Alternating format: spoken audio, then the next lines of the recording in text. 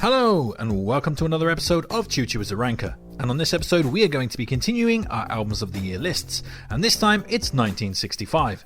And finally, we are off to the races. Everyone is stepping up their game and bringing some serious heat to the world of rock and pop, resulting in a nicely stacked list. So, without further ado, let's be complete rankers and rank up a storm. These are my personal top 10 albums of 1965.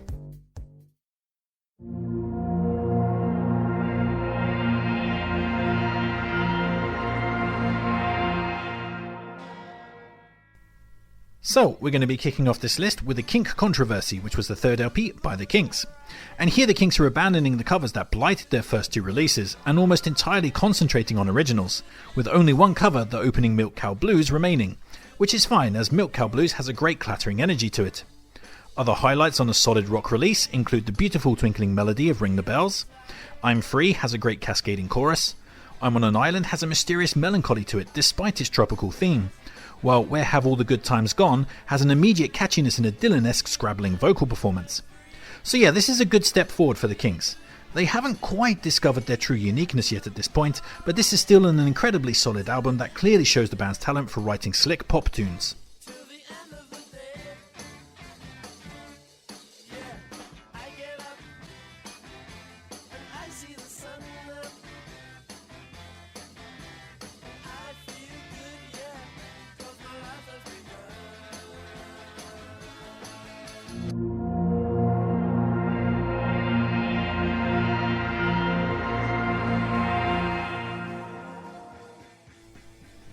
Next up, we have My Generation by The Who, which was the band's debut LP.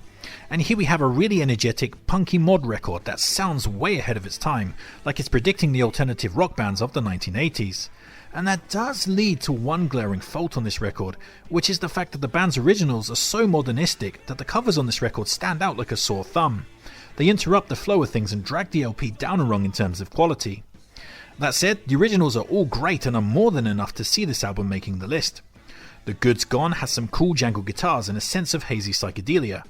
Much Too Much is amazing with its giant harmonized chorus. It sounds like something R.E.M. would make in the 1980s. Title track My Generation has its iconic punky rumble to contend with, while The Kids Are Alright is really catchy and Keith Moon impresses with his booming drum fills on the track. So yeah, although this record isn't perfect due to some unwanted covers, the sterling originals and thumping energy paper over the cracks. Great stuff.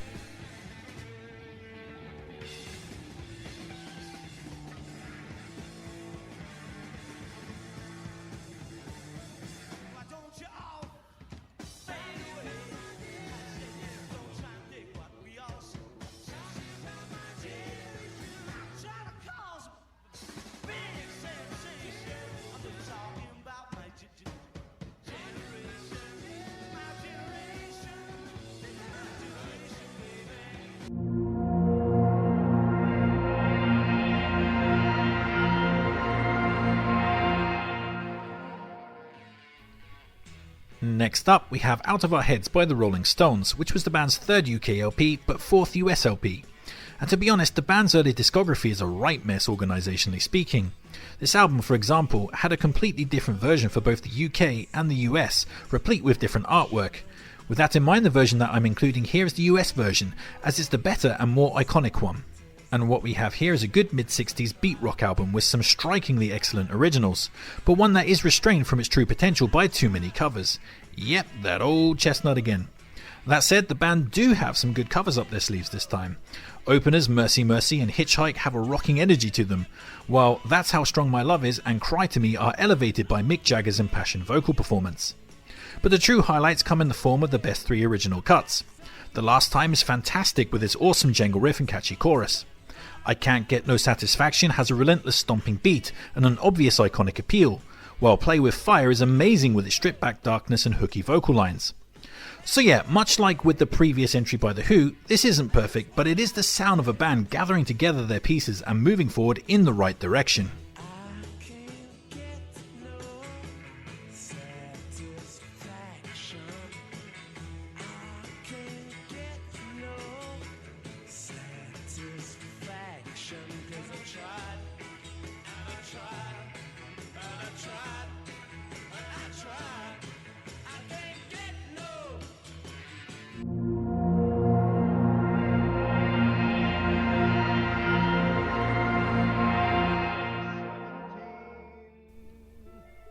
Next up, we have September of My Years by Frank Sinatra, which was his 657th LP? I don't know.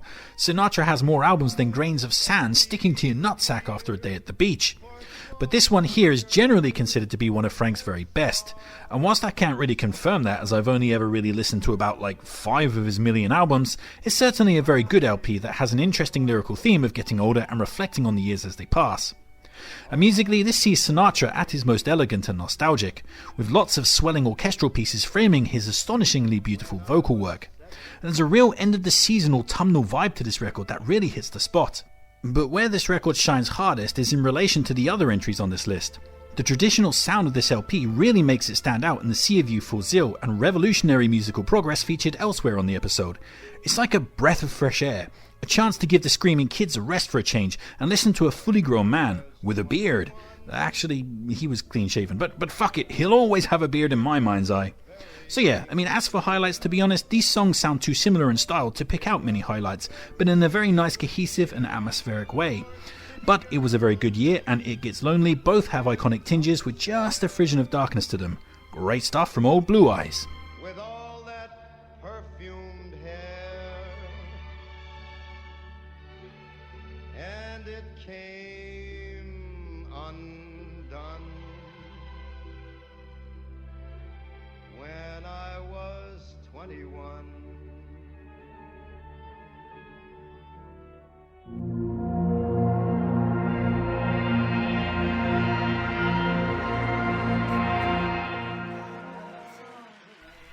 Next up, we have Bringing It All Back Home by Bob Dylan, which was his 5th LP. And yeah, this was the famous moment where Dylan went electric. Well, at least halfway electric. And therein lies the rub, as this album is split into 2 distinct halves. The first half is the electric half, with Dylan backed by a full band. And it's amazing, I love every track on it. The second half, however, reverts to Dylan's usual acoustic folk style, and it's alright. Mr. Tambourine Man has a nice melodic delicacy, albeit somewhat overlong, while closer It's All Over Now, Baby Blue has a sad ache to its folky musings. But the back-to-back duo of Gates of Eden and the 7.5-minute It's Alright Marimony Bleeding are fairly boring, especially in comparison to the banging first half. And speaking of that banging first half, Subterranean Homesick Blues has a fun, chaotic nature to its rambling lyrics. She Belongs to Me has a superior melody and some great arpeggiated electric guitar work. Maggie's Farm has a glowering deep south vibe to it and a sense of vibrating anger. Outlaw Blues and On the Road Again have a rockabilly clatter to them, and I love the lyric from Outlaw Blues. I look like Robert Ford, but I feel like Jesse James. And speaking of lyrics, Bob Dylan's 115th Dream is hilarious with a myriad of delectable couplets and lines, my favourite of which is, well, the last I heard of Arab, he was stuck upon a whale that was married to the deputy sheriff of the jail. If you know, you know. So yeah, I have some issues with side 2 of this LP, but side 1 is perfect, and overall it does more than enough to be making this list. I'm ready to go anywhere, I'm ready for TV, into my own parade, cast your dancing spell my way, I promise to go under it.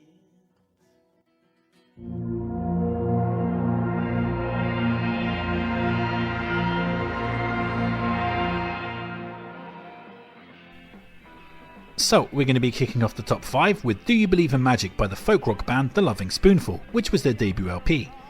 And yeah, this is delightful. The band's upbeat, jangly sound is great, and their songs are more often than not shot through with a good dose of humour. The record is also pretty consistent in terms of quality, with the only dicey tune coming in the form of Younger Girl, which steps into lyrically treacherous ground with lines like, "And should I hang around, acting like her brother? In a few more years, they'd call us right for each other. Yeah, I'm fairly sure that's called grooming." He then follows that by singing, "And why? If I wait, I'll just die. Yeah. Because if you don't wait, I believe that's called statutory rape." Anyway, aside from that jailbait nonsense, the record is all good. Highlights include the opening title track and single, Do You Believe in Magic, which has an irresistible bopping charm and catchiness to it. Blues in the Bottle is a great country blues tune with a cool rattling guitar style. My Gal has a fun rockabilly stomp and some pretty funny lyrics, including the amusingly flippant chorus of, "I will be there in the morning if I live. I will be there in the morning if I don't get killed."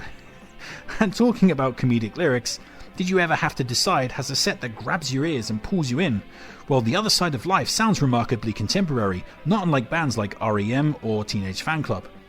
So yeah, add into that some really impressive spots of raging harmonica and you have an album that is nothing but a good time. Great stuff from the Loving Spoonful.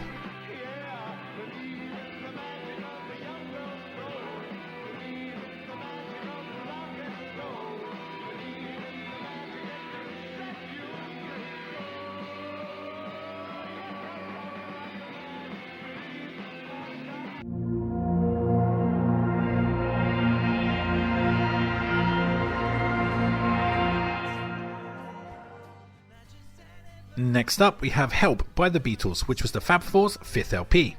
And this record is categorised by its angsty lyrics that feel much more emotionally raw and darker than those that came before. This album feels like the moment where the band hit lyrical maturity, while still clinging to the more pop-orientated musical structures and compositions of their older works. As such, this feels like an important bridge between what came before and what came after, whilst also increasing the band's overall consistency and quality. Indeed, all 14 tracks on this were penned by the band themselves, and there's not a weak track to be found. Obviously, the hits are all present and correct. Title track Help kicks things off with a blast of boisterous pop-punk. It's simply one of the catchiest tunes ever written.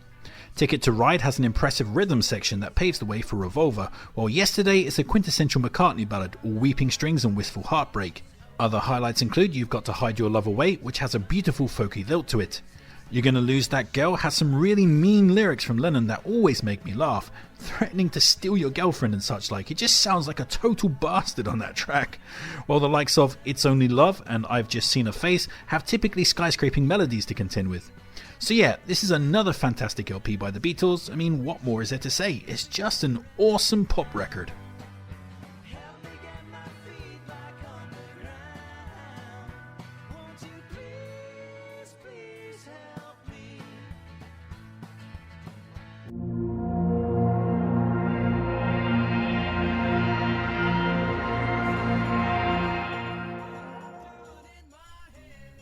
Coming in third place and taking home the bronze medal, we have the Beach Boys Today, which was the band's 8th LP.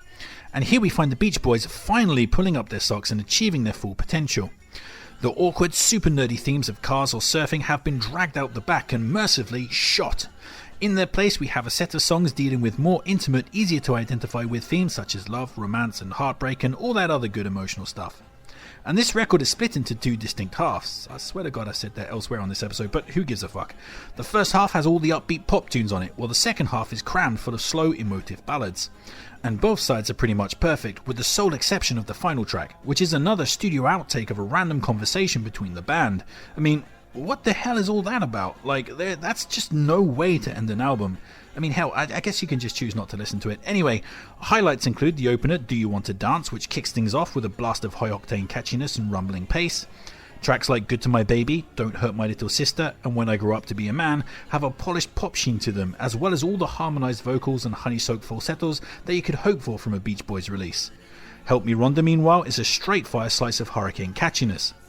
Add into that the gorgeous waltz-time balladeering of Please Let Me Wonder, the 1950s stylings of I'm So Young, and the epic dovetailing qualities of Kiss Me Baby, and you have the Beach Boys at full stretch.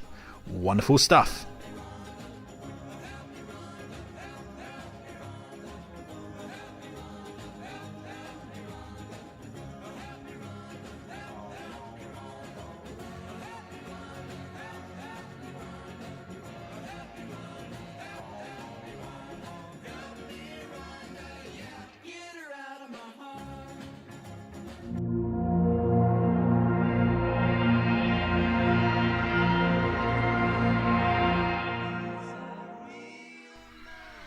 Silver medal time, and the silver medal is going to go to Rubber Soul by the Beatles, which was the band's 6th LP.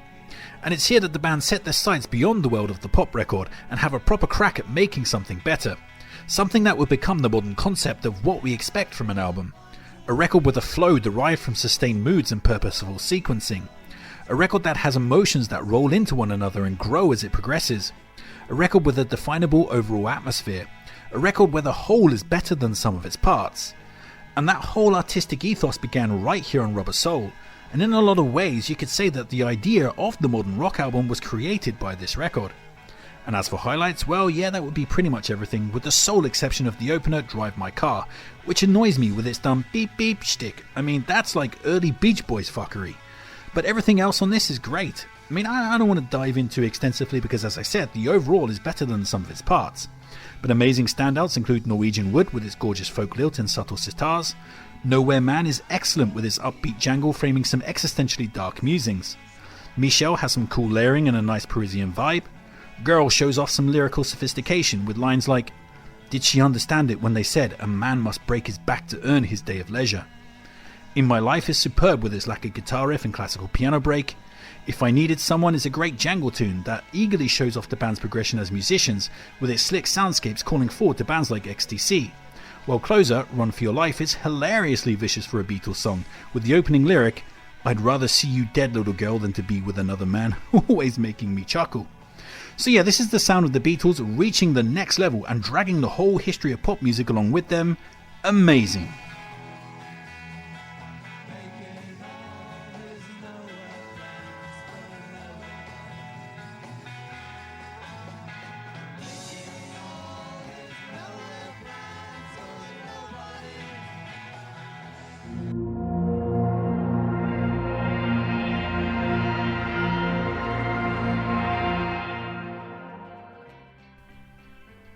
So here we are at the top of the mountain, and the 1965 gold medal is going to go to Highway 61 Revisited by Bob Dylan, which was his 6th LP. And unlike the previous Bringing It All Back Home, this record sees Dylan backed by a full band for its entirety. And yeah, it's magnificent. The musical compositions all have a southern blues tint to them and gives Dylan a flowing canvas for his undulating lyrics of lost souls and dark corners to sprawl out across. And there's a really complex, abstract element to Dylan's poetry that just endlessly hooks you in on this record. And there's also just no dead wood on this LP. Like a Rolling Stone kicks things off with an iconic banger that's dripping with existential sadness and tales of hitting rock bottom. Tombstone Blues has a cool bluesy swagger replete with bursts of screaming lead guitar, while the lyrics dredge up all kinds of poverty-stricken imagery. It Takes a Lot to Laugh, It Takes a Train to Cry, and From a Buick 6 have a real deep south vibe to them and feel like a sweaty humid night in New Orleans. Ballad of a Thin Man, meanwhile, has a sinister undercurrent, a catchy chorus, and some nice Hammond organ pumping away in the background, whilst Queen Jane Approximately has a nice romantic melody that recalls Bob's earlier folk work. But still, the bangers, they just keep coming. Title track Highway 61 has a galloping pace and a thun rhythmic thrust. Just like Tom Thumb's Blues, has a laid-back nostalgic autumnal groove to it, even as Dylan's lyrics chart a descent into vice and corruption. While epic closing track Desolation Row manages to keep your attention for over 10 minutes, with its acoustic march of floundering characters and catchy soundbites. So yeah, Highway 61 Revisited is a folk rock classic and a high watermark for Bob Dylan, and it is my pick for the best album of 1965. And that's it, that's my list, but of course that won't be your list, so please sound off in the comments section and tell me your own top 10 of 1965. Like, share, subscribe and all that other kind of YouTube jazz. Feel free to check out this episode's Spotify playlist, links in the description below.